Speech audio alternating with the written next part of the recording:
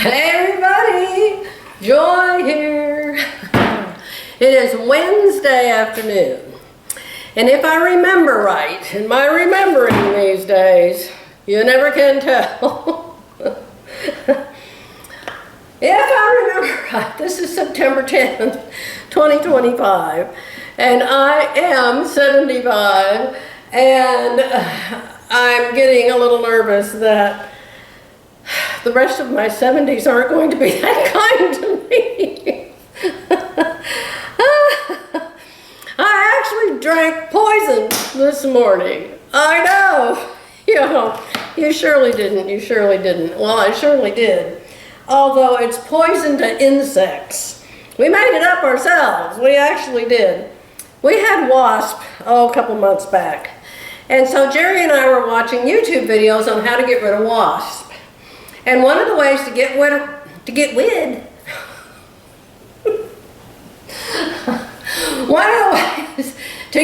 of wasp was to make like a big water bottle, empty all water out of it, and fill this water bottle with some juice and some cantaloupe and some bacon and some boric acid, 100% boric acid. And it was to poison the wasp. You had to put a stick down in the jar, and so the wasp could climb back up the stick and get out. And so then they drink this poison, and I guess it takes a while to kill them. So, I don't know, I keep looking in the mirror and I seem to still be alive. And of course I'm not an insect.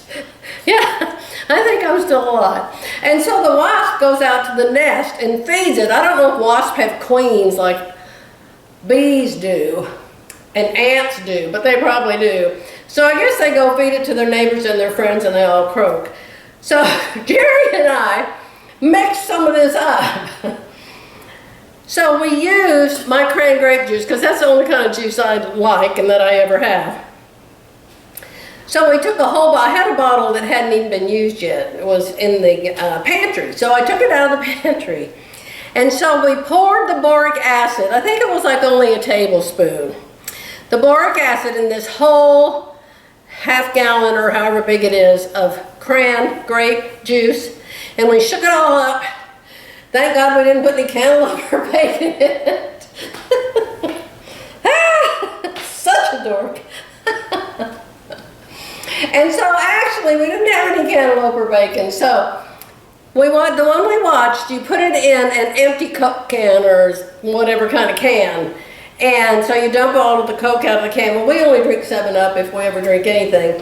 And so I bought 2 cans of 7-Up, dumped all the 7-Up out. And so I poured this cran grape and boric acid in the 7-Up cans and put a stick in them for the wasp to climb out. So the cran grape bottle had a little bit of juice missing, right? And so I put a lid on it and put it back in the refrigerator in the garage. But being super brainy, my lightning fast mind, I thought I need to label this bottle. So I put this thick piece of masking tape all around the bottle. And in letters this tall, I wrote, "Wasp poison." I did. And so then I put it in the door, in the bottom rack, in the door of the refrigerator. So this morning I get up, I decide to make bacon and eggs and toast, and I want a little bit of juice. I don't drink a lot of it because it's pure sugar. And I thought, oh, we were out there the other day getting water out of that fridge, and I saw a bottle of cran grape out there. I'm going to go get it. So I go out there. Well, being in the bottom drawer, now this is my excuse, I reached down and picked it up by the bottle. So see, my hand is over the label, and I'm not looking at the label anyway. I figure I know what's in it. And I bring it in the house, and I get out a little short cup, and I pour a little bit. I only drink a little bit, thank God, in a little juice glass. And so then I put it on my placemat. I didn't give Jerry any because he didn't want any. So I'm starting to eat my breakfast. I pick up the little juice glass, and I just take a sip. And it's like, oh, that is so good. And about that time, Jerry walks over to the bottle and he says, Joy, do you know you're drinking wasp poison? I said, oh, no way, no way. We're supposed to use apple juice anyway. He said, don't you remember we didn't have apple juice, we only had this?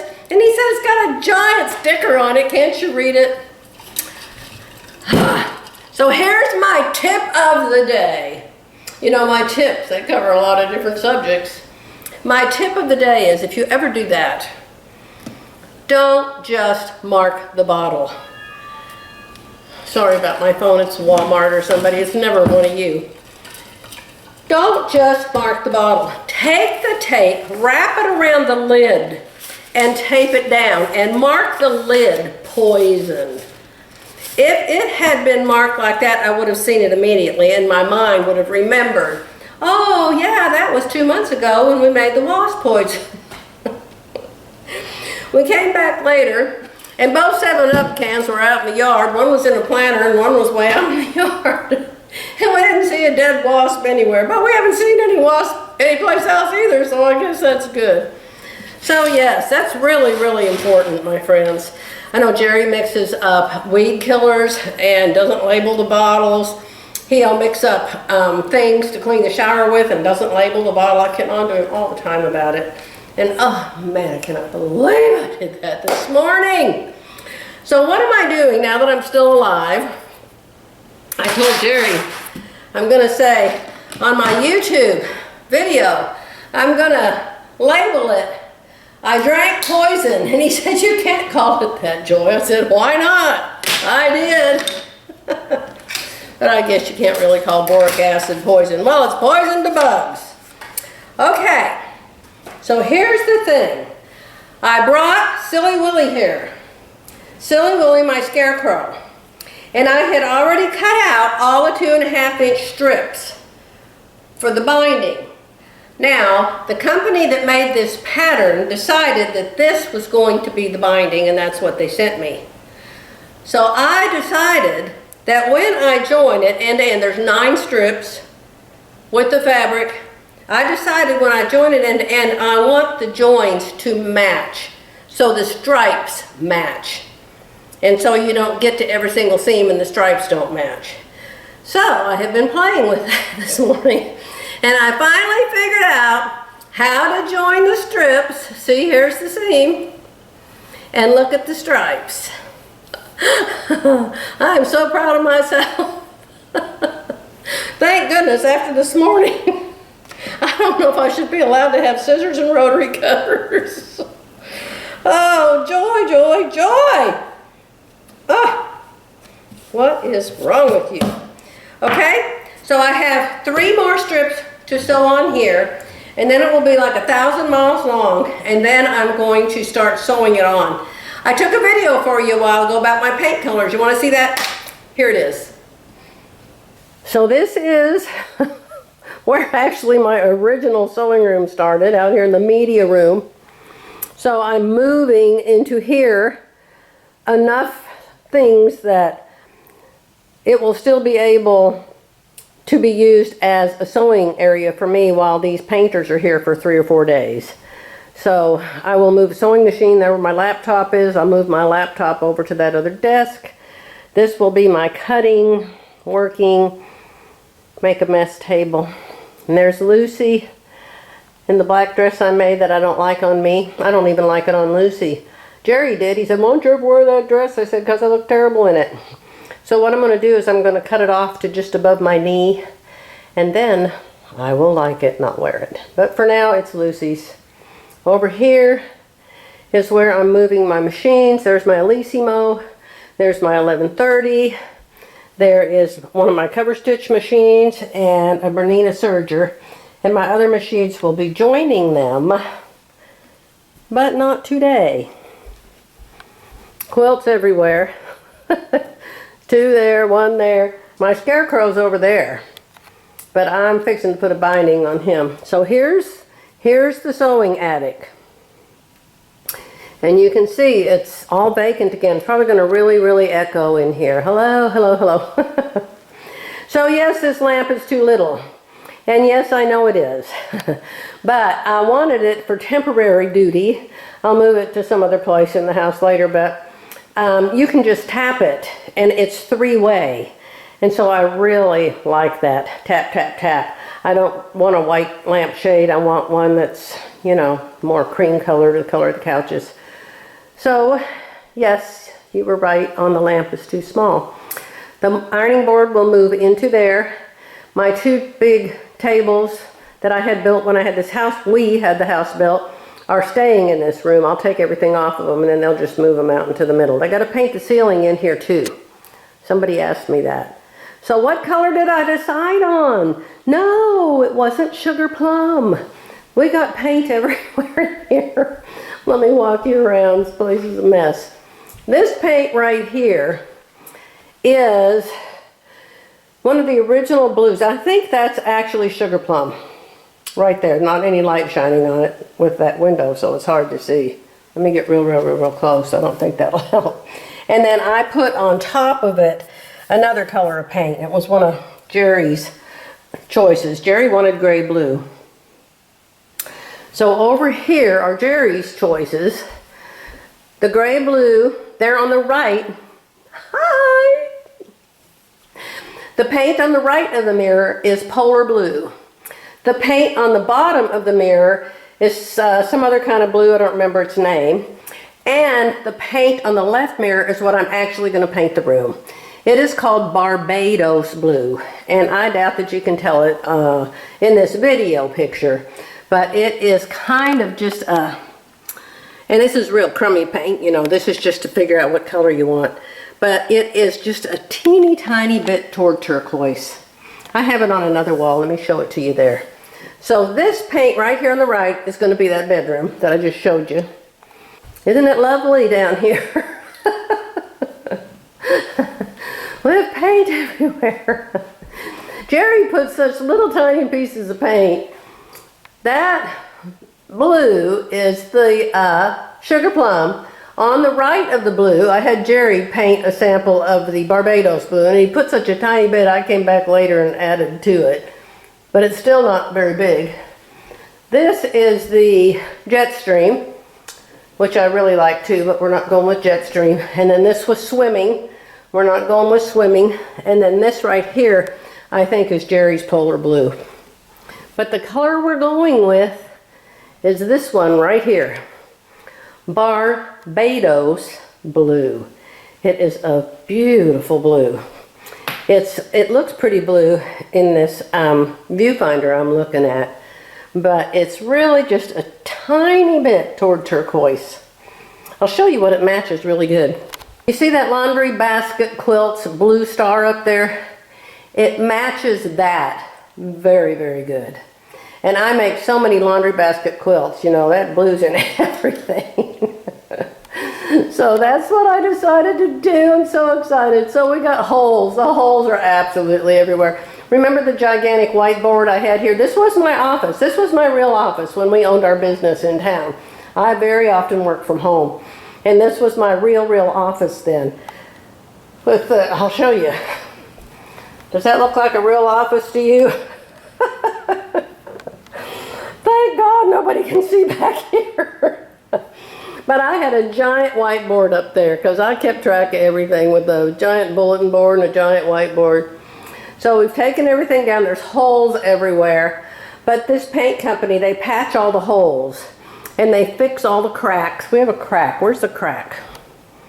The crack is right there. See the crack above the door? Crack, and it goes up the ceiling. So they're going to fix that. There's a crack in the bedroom. They're going to fix it. So, yeah. Won't it be pretty in here with the color on the wall? I am so excited. So I'm going to go order a lamp because we just cannot have a lamp that's too small. But I definitely want a three-way lamp. And the other day when I was looking for one, that was the only one I could find. So this room is starting to look like a ghost town. It's probably very echoey again. But I've taken everything off the walls except this one quilt, my sunflower quilt that I'm using for a bulletin board. I've still got it up. It's just held up with needles, sewing needles. I've got one more mirror to take down and a couple clocks. But I've got till next Monday, and we'll take all the sewing machines out of here. And I've moved, I showed you how I moved out there, and I'll move more stuff out there. So thank goodness they're not painting that media room, because I need it to be my new temporary sewing room. So let me go get Silly Willy, start getting this binding on, and I guess I'll come back later and show you how good it looks. Do you see the mess? The mess, the mess, the mess. I have a mouse in my pocket. I have fabric everywhere for the project I'm working on, but the project's all over out here and it all belongs in there. The painting is done. It is gorgeous. Gorgeous. Jerry and I both love it. It's so, so pretty. It actually matches this piece of Edited Sitar's beach house fabric really good. It's kind of the color it is. So I have to, the guys that painted were super, super, super, super nice. They took the big table back in there. They carried most of my machines back in there, but I was using this one to sew, so it's still sitting here. So I'm fixing to carry this back in there, crawl under some tables, plug it back in, move everything back to where it belongs. I bought some really nice containers. Oh my goodness, you guys should get these if you need something like it. I love these. These go in my new TV stand in there, and I actually can put 3 of them together on one shelf. So very helpful, and they have handles. Oh, very nice. They weren't cheap. There was 8 of them. They were like $40 maybe, which is crazy. But you buy them once and you have them forever. And since we're keeping this house, Jerry and the barn too, we keep buying things that we already own. But we moved them to the other house, and we don't want to move them back here because both houses need them. One of the things I don't have here is Quilter Select rulers. I think I told you that earlier. So next week, when's the 27th? Whenever the 27th is, I'm going to meet Philly. We're going to a class in Tulsa at the B Sew Inn. It's the Baby Lock store, Bernina store in Tulsa, Oklahoma. Very, very, very, very, very nice store. And they're having their tech party that day. And at the tech party, they feed you lunch and they have cookies and things. So we'd love to go to that. So I'm going to go there and I'm going to buy more Quilter Select rulers. I did find these 3 in the coach. Out in the RV, I have a little tiny sewing room. And these 3 little rulers were there. So I have borrowed those from the RV until I get some more. So right now, I just wanted to say, good morning. What day is this? This is Wednesday, and it's the 17th, September 17, 2025. Yesterday and the day before, they painted the bedroom and my sewing room. Oh, it's so pretty. I've got to hang up another quilt in there, but right now I don't have the ability to do that. So little by little by little, I'll get everything back the way I want it. I've got to hang my whiteboard back up. I'm not hanging rulers up anymore. No more needles or nails in the wall. It's just too pretty in there. That poor guy, he had to cover up all the zillions of needle holes. They never speak English. I said, do you speak English? See, they speak like 5 words of English. So I actually had to do, you know, like little kids and go to my drawer and get out a sewing needle and take the sewing needle to the wall and show him the 10,000 holes in the wall from the sewing needle. So he got it. And he had to cover all of those up. So I do not want to put holes in there, unless it's to hold my quilts up, of course, or my big whiteboard. I thought, oh, I don't need that whiteboard, but I keep wanting to write on it and it's not there. Okay, I got Willie all done. SW, he is finished. He is darling, but I don't have him hung up yet. So I'll come back after a while. I'm going to try to hang him up by myself. It involves a ladder and getting high up on the wall. And taking one quilt down and putting another one up. But I'm going to try it just for y'all, okay? I'll be back. So this is the bedroom. This is the one I told you about that used to be my mother's. That mirror over there was hanging on the wall. It's been up there for 26 years. I don't know if I'm going to put it back up. This was a bedroom.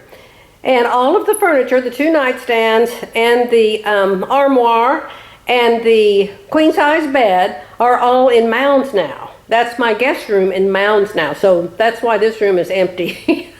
I have no idea what I'm going to put in it. Well, how did you decide on the color? We just picked a color we liked, and that's the color. So we really love that. Thinking about maybe making it the exercise room. We both have these exercises we're supposed to do. And we have this big mat that you put on the floor and you get on and you do your exercises and your stretchy strap and all of that stuff. I don't know. One day at a time. It turns out that a really good tip has managed to fall into my brain just in time to give you a tip for this video. I'll tell you people, I try to be super, super, super careful. And I plan things out, and I measure 3 times, cut once. I did the stupidest thing. The stupidest. You see my boo-boo on my finger because I did it? No, I didn't cut myself. My quilting friends. Now, those of you who watch me because I sew. Okay, I made this a long time ago and I embroidered it. Okay, so that's for you. But for my quilting friends, in order to hang a quilt on a wall, you have to have a pocket on the back of it. Let me see, here's my birds on the floor. I've got them all rolled up so I don't want to unroll them. You have to have a pocket, a hanging sleeve. You have to have something at the top of your quilt that you can put a bar through so you can hang it on the wall. You can't just throw the quilt up there by itself and just fall on the floor. Now, I have put a whole bunch of sewing needles into them before, but I just had my room painted and I don't want to be poking holes in the wall in there, I told you earlier. So I had SW, Silly Willy, completely done. I had put the hanging sleeve on the back last week and I had sewn it onto the top underneath the binding, and then 4.5 inches down you sew it by hand to the back of the quilt, okay? When you do that, you can't just smooth it down and sew it flat. And I know that. And I even made an allowance for it. I even took a friction pen and I drew where 1/2 inch was. The 1/2 inch line that I was supposed to sew it on so it has some room in the hanging sleeve for the bar to go through. Well, I don't know. We were getting ready for the painters. We were so many things going on. We had company. I'm going to make a whole bunch of excuses, although the only excuse is I just screwed it up, okay? For some reason, I forgot to fold it up to where my line was to sew it on, and I just sewed it on flat. So when I put the bar in there this morning to hang it up so I could show it to you, it all crumpled up and wrinkled, and it was a horrible mess because there was no room for the bar. You know, the bar is round. The bar is, what, 1 inch diameter? Centimeter, whatever you call it. So you have to have room for it. So I took the rod out of it, realized my mistake, and I folded it up, and there, sure enough, was my blue line from the friction marker that I put there last week that I was supposed to sew it down to. So I just spent the last 1.5 hours reattaching that hanging sleeve. They're called hanging sleeves. Then I went in to the only wall I have that's big enough to hang him up in this house, and I took my birds down and I have hung him up, and there he is, and I can see him. And right now I'd like to kick him in the pants. You know, I never like quilts when I get them done. I never like my clothes when I get them done. What is it? I really did like him until I made this mistake. But I'm sure I'll wake up tomorrow and I might like him again. And if there's any birds or crows flying through here tonight, I'm sure he'll scare them away. So you want to see him hanging on the wall. Let me turn the camera around and I will show you. So you are the very first to see. I'll post some photos of him too, because I know there's light on both sides of him. You probably can't see him that great. But that's Silly Willy on the wall. There he is. And my timing is just exactly right, because it's the middle of September, a little bit past actually, and it's fall.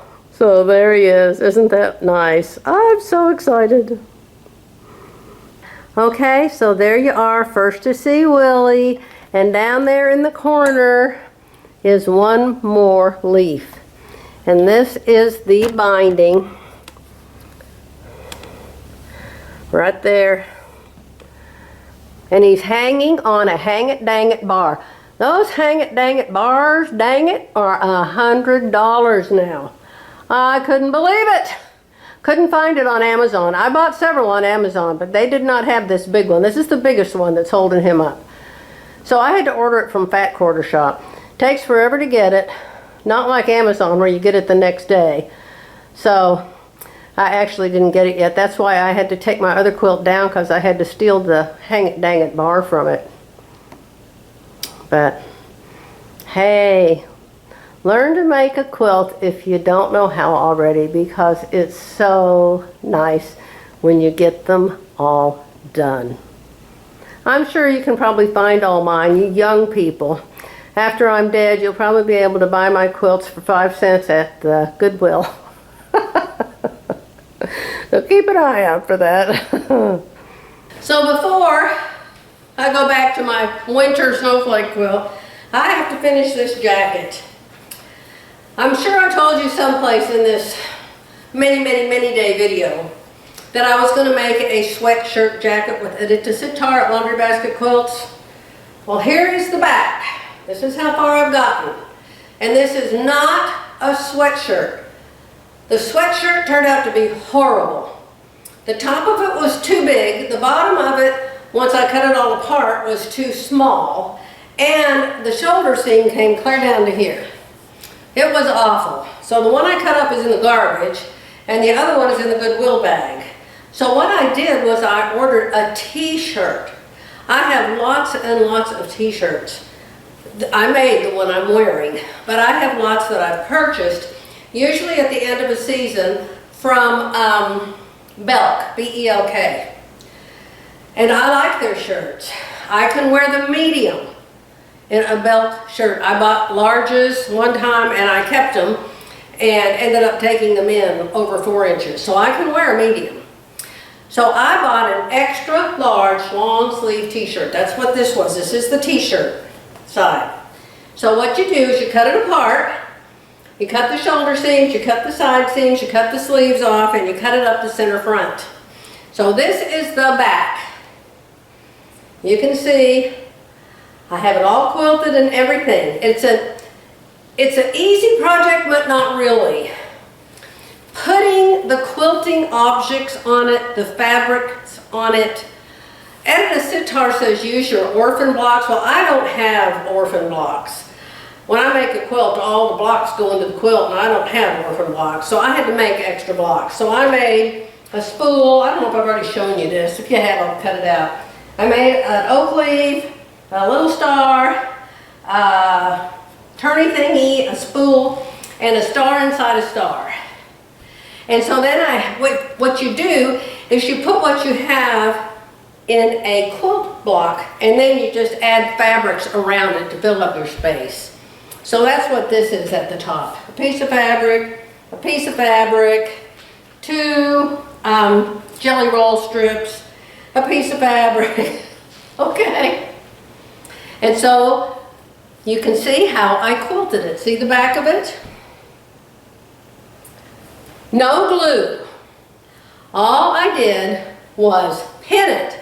You cut it, first you cover, I'll show you the other in a minute and you'll see what I'm talking about. So you cover it all up, then you turn it around to the back and you cut it, but you leave extra on the sides. Then you take it to your sewing machine and you quilt it. The way I quilted it was, I took a friction pen, a marker, and I drew one line. And I drew the line starting up here, and I went through this star. I need a holder upper person. Stay. So I went through all the corners, all the way across. Then I let my sewing machine guide. I have a sewing machine foot that has this little guide you can stick in the hole of it. You know that little screw on the back of your sewing machine feet is constantly falling on the floor when you're sewing? I actually used it for the first time in my whole life. And I put the little guide in it, and my machines are all messed up because of the painting. Let me see if I can find that real quick. Hold on. Pardon whatever I look like. I've been outside in the sun and the wind, and I haven't even looked in the mirror. So just ignore what I look like and look at this thing, okay? So here's the little tool I used. Can you tell? It's really swell. See this little thing? You just guide it along that first friction marker line that I drew. I sewed on it. That's the last line I ever drew on there. From then on, I took this little guide and I followed the stitching. And then this sewed. So every 1 inch, you can make it 1 inch. I don't know the biggest you could make this. Let me see. You could actually make it 2 inches if you wanted to. Because see this little screw on the back I was talking about? You unscrew it and then this little hoosie goes in and out, see? Isn't it awesome? I'll bet anything your machine has one. Maybe even nicer than this one. So that's how I decided to quilt it. Now you don't put any batting in it. The batting is your t-shirt. This nice t-shirt, 100% cotton, and I pre-washed mine. Edita says she doesn't pre-wash hers, I do. Well, she probably wears an extra small, so it doesn't matter if hers shrinks. But you can tell by the back how I did it. So let's go over and I'll show you the other pieces, okay? How do you like my blue room? Barbados blue. Ah, it's a gorgeous one. Jerry and I both love it. Let's go look at the rest. So the only thing I had here to work with was I had 4 layer cakes that I just happened to grab when I left my other house. And I didn't realize it, but I actually had 3 jelly rolls here. And I didn't realize that when I was doing the back. Oh, I didn't realize it when I took the class. I thought all I had was those jelly rolls. No, wait, I'm telling you wrong. Layered cakes, jelly roll. Am I making you hungry? So I started out with just the layer cakes. I'm pretty sure I showed you all that. Showed you on my floor what I was going to sew to what. Well, many days later, I found out that I had some jelly rolls. And so I'm using straight strips, see here, from my jelly rolls. You can do whatever you want to. So see here how I have the 2 fronts. This is the right front, this is the left front. When I bought this, this was together. It was one piece, it was together, okay? So I cut it down center front, made 2 pieces. Cut the shoulders, cut the binding, cut the side seams, and cut the bottom hem off, all right? So after I do the fronts, I have 2 sleeves, and I've got the sleeves covered up here. You can see I'm starting to play with them. See here? Can you see the top of the sleeve? This is a sleeve, and over here is a sleeve. So what you do is you just throw stuff around on it. You have to cover the whole thing. So go through your scraps. This is great for scraps. I made another spool. Look at my little hearts, aren't they cute? I looked up a free heart pattern online and I made 2 of them. They're so darling. Here's a pink one and here's a blue one. And you can put whatever you want. Edita has you make a 12.5-inch star. Way too big. So I made mine smaller. I think this is an 8 and this is a 10. And if you took that class a week ago, Saturday, she gave us the measurements for how to make every size star. Really, really wonderful. So, gonna put a lot more stars. I've got 1, 2, 3, 4 of them here. I figure I gotta have at least 1 star on each piece. And I don't know, did you notice on the back that I actually put a star inside the star? Isn't that amazing? See, I can show you now how I drew the line. I decided I wanted to go at an angle, but I didn't know what angle to choose. So I chose this angle, going through this point, this point, this point, this point, this point, this point, and then just follow it across. It didn't go through the middle of this. So that was the line I drew. And every single other row of stitching is with that little tool I showed you. Okay, so I've got to finish this, hopefully today. What time is it? My clocks aren't hung back up yet, so I have no idea what time it is. Maybe 2 o'clock. Oh, I do have, oh Lord. Do these days go by fast or what? It is 10 after 4. Oh, and if I'm gonna get this video up for you to see, I have just got to quit talking and go get this uploaded and edited. And I can come back another day and show you this all done. But you did get to see SW, didn't you? All right, my friends. Over and out for now.